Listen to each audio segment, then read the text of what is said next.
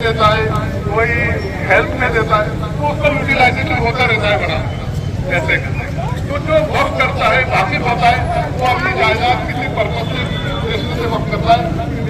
वक्फ bill को लेके टोंक में सचिन पायलट विधायक के विधानसभा में आम मुस्लिम समाज का विरोध प्रदर्शन। वक्फ संशोधन अधिनियम 2024 के खिलाफ और बिल वापस लिए जाने की मांग को लेकर कल 4 अप्रैल को पटेल सर्किल टोंक पर इस बिल के खिलाफ रात 7:30 बजे से 10 बजे तक धरना प्रदर्शन किया गया।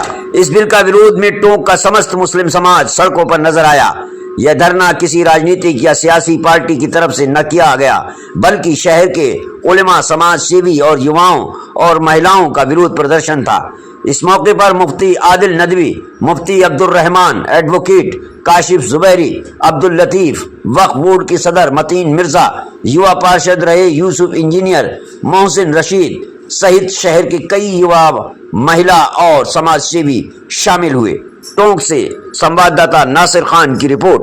जो हमारा लीडरशिप कर रहा है इसके अंदर, उसके हम आदेश की पालना करेंगे। ये जो एहतजाज टोंक के अंदर किया गया आज, ये एक उम्मत के नौजवानों का और उन लोगों के लिए जो अमन पसंद शहरी है, उनके लिए किया गया। हम लोगों को ये बताना था कि हमारा विरोध किसी धर्म जाति समुदाय के लिए नहीं है, हमारा विरोध उन नरेंद्र मोदी सरकार और उन ताकतों के खिलाफ है जो मुसलमानों को अपना मुंह का निवाला समझती है और वो चाहती है कि मुसलमान इस देश में डर के रहे। तो हम लोग डर के नहीं रहेंगे और इंशाल्लाह इसका विरोध लगातार करते रहेंगे। हमारा विरोध इस बात का है कि ये जो काला कानून लिया गया है, वक्फ बिल जो लाया गया है, वापिस ले, नहीं तो मुसलमान, इस देश का मुसलमान और अमन पसंद आदमी सड़कों से लेकर संसद तक इस सरकार का घेराव करेगा।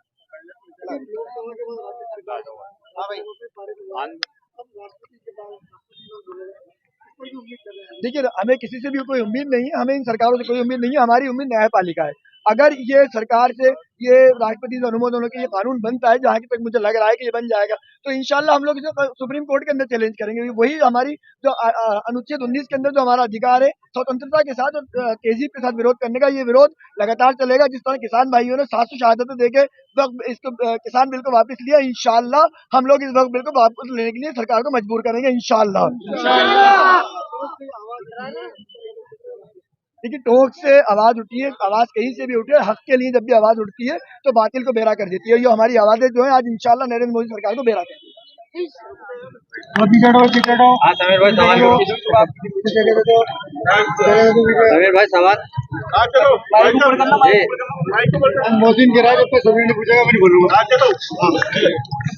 देखिए, ये जो कानून आया है, ये सीधे तौर पे सबसे पहली बात असंवैधानिक है। दूसरी बात, हैरानी की बात यह है कि भारत की संसद में बैठ के देश के गृह मंत्री लोगों को बरकरार है। किरण रिजिजू कह रहे हैं कि इसमें 2 या मैक्सिमम 3 गैर मुस्लिम मेंबर्स होंगे। वहीं अमित शाह भारत की संसद में, उनका वीडियो क्लिप सब जगह वायरल है, वो कह रहे हैं कि इसमें कोई मेंबर्स ही नहीं होंगे।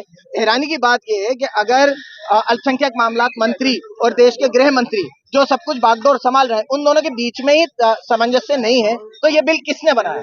दूसरी बात ये कि अजीब बात है कि आप हिंदुओं को तो ये राइट नहीं दे रहे कि वो अपनी प्रॉपर्टी जिसको चाहे जैसे चाहे इस्तेमाल कर सकते हैं। मुसलमानों को ये राइट दे रहे हैं कि वो अपनी प्रॉपर्टी चाहे तो मंदिरों में या कहीं भी दान कर सकते हैं। किस किस्म का कानून है? मैं आपको बताना चाहता हूँ, अगर ये कानून वापस नहीं हुआ न्यायपालिका से वापस, अभी न्यायपालिका में जा चुका सुप्रीम कोर्ट में, अगर वहां से वापस नहीं हुआ और उसके इन द मीन टाइम भी हम ये अभी एक शुरुआत है, ये तो बस एक झांकी है। आगे देखिए कि किस किस्म के संवैधानिक धरने प्रदर्शन पूरे हिंदुस्तान में होते हैं।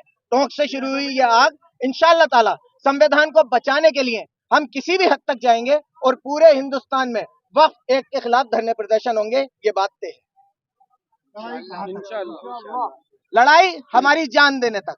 जैसे कि किसान भाई, तो उन्होंने पूरा अपनी आखिरी दम तक, उनके ऊपर डंडे चले, लाठियां चली, वहां तक वो लड़े। उनके लिए तो सिर्फ एक एमएसपी का मुद्दा था, उनके लिए तो रोजी रोटी का मुद्दा था। ये हमारे दीन का मुद्दा है, इसमें कोई लिमिट नहीं है। या तो हमें जान से मार दीजिए या ये वक्फ एक्ट में जो भी कानून है उन सबको खत्म करिए जो हमें 2M दर्जे का नागरिक और हमारी प्रॉपर्टी पे आपका हक बनाने का एक चाल है। तो लड़ाई की हद कुछ नहीं है सिवाय इसके कि आप हमारी जान ले लीजिए। मोहसिन रशीद जब तक जिंदा है इसके खिलाफ लड़ता रहेगा और पूरी कौम का यही जज्बा है। इंशाअल्लाह जी, तब क्या है? हाँ, चलो किस तरह का विरोध देखिए, ये विरोध टोंक का नहीं, पूरे हिंदुस्तान के अंदर है, पूरे भारतवर्ष में है। वो जो सेकुलर है इस देश के, जो इस देश में, इस मुल्क में अमन और अमान चाहते हैं, वो सब मुस्लिम के जो हकों को मार रही है बीजेपी सरकार, ये संघ परिवार, उसके खिलाफ है।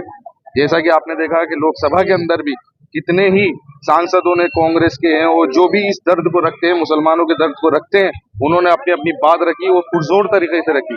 तो हमारा यही मुतालबा है कि हमारे हक पर, हमारी वक्फ पर, जो कि हमारा एक धार्मिक मैटर है, इसके अंदर अगर सरकार मुदाखलत करेगी तो हमें बिल्कुल बर्दाश्त नहीं होगा, चाहे हमें इसके लिए सड़कों पर उतरना पड़े। जिस तरह से शाहीन बाग करा था हमने, पूरे मुल्क के अंदर शाहीन बाग करना भी पड़े तो हम बिल्कुल तैयार हैं। सियासी इशारेबाजियां होती हैं।